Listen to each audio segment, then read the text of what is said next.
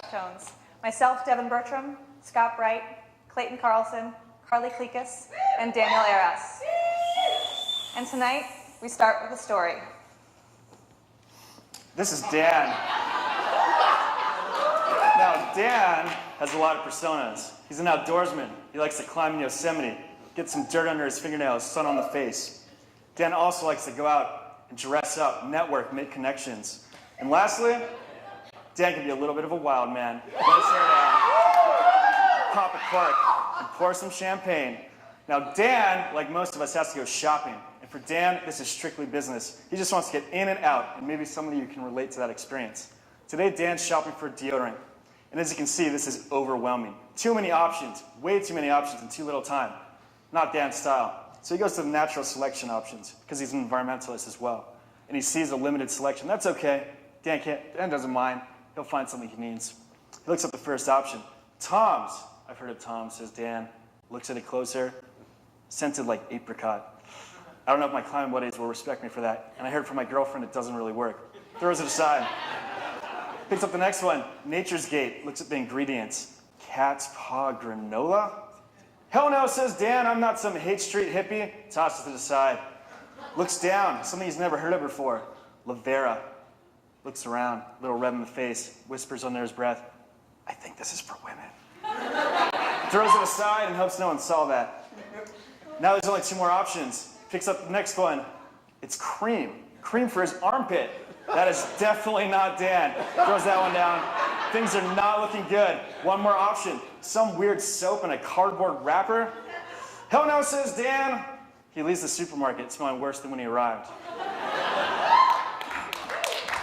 It turns out Dan's struggle is much like that of many men across the country. They're looking for a product that simply doesn't exist. One that performs well, is all natural, but most importantly, masculine by design. We did some industry research and found some interesting things. First and foremost, there's been 70% growth in the men's grooming industry in the past 5 years. And the men's deodorant industry is currently valued at $2.7 billion and has been growing by 4% annually. We know we've got a product that fits within this market landscape and appeals to our target male demographic. Enter Wild Arrow, deodorant for men. Man-tested, lover-approved.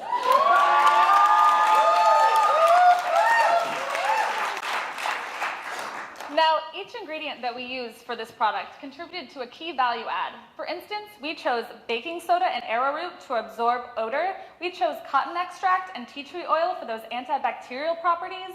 And we chose beeswax and shea butter for that solid, firm texture. Overall, we really wanted ingredients that were accessible, non-toxic, and sustainable. And for our packaging, we wanted to make sure that it exhibited these same values. Our product will differentiate itself on the shelf by utilizing cardboard tube packaging made from recycled paper and is compostable, and also uses labels that are non-toxic adhesives and non-toxic inks. Last, our brand and name, Wild Arrow, speaks to the man we're after, untamed yet sharp. Let's talk costs. Our current per unit cost is ballparked at $1.83 per unit. And it's important to note that our packaging alone is ballparked at $1.20, highlighting the importance of both keeping our costs low for ingredients and finding alternative ways to dispense our products. Our annual fixed costs are estimated at $6,500, primarily to pay for a small production facility and the utilities to power that facility.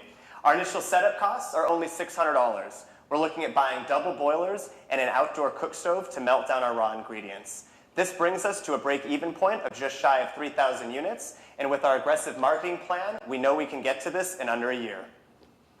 So how exactly are we going to reach that break-even point? This brings us to our market penetration strategy.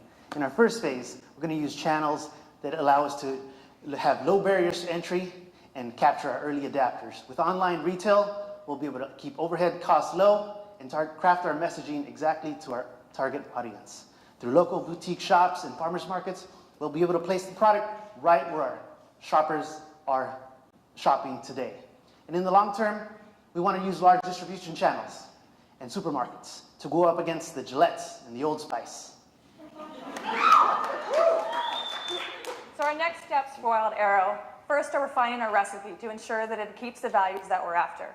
Second, having 100% organic sourcing for our ingredients. Third, identifying key partners so we can really get this product to market. And fourth, securing financing. This is the team that developed this product. We have 147 years of combined experience using cosmetic products. With professional experience in marketing, personal care, education, and masculinity. We hope you've liked what you've heard tonight, and we look forward to continuing the conversation. Wild